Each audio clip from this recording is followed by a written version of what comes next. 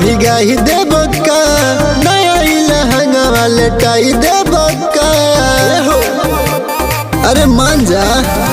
रंगवा से अंगवा भिगाई देब का नया लहंगा लेटाई देब का सुना जब डाला तारा सीना से सिमर त चोली कोरे चटा चटा चटा चटा चटा चटा चटा चटा चटा चोली कोरे चटा चटा चटा चटा चटा चटा चटा चटा चटा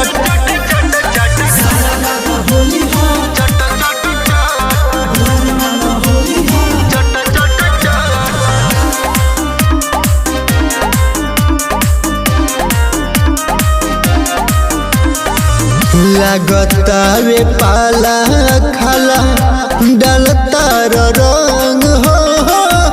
लेके पिचकारी हमसे करता रंग हो मान जाना लगता वे पाला खाला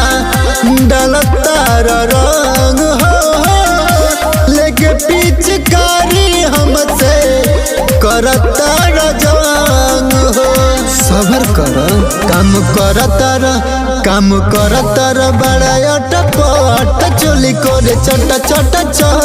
चटा चटा चटा चटा चटा चटा चोली कोरे चटा चटा चटा चटा चटा चटा चटा चटा चटा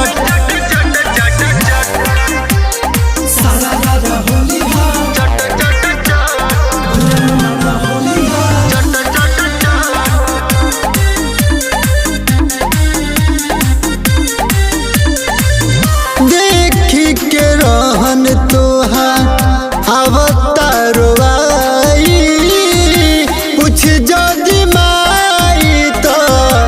हमका बताई बहुत डांट पड़ी हो देखी के प्रिंस अवतारवाई कुछ जदी माई तो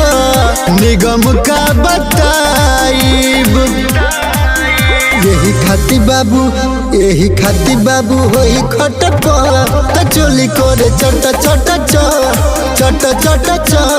चटा चटा चटा चटा चोली कोरे चटा चटा चटा चटा चटा चटा चटा चटा चटा मैं लसर लसर करे लागल हो।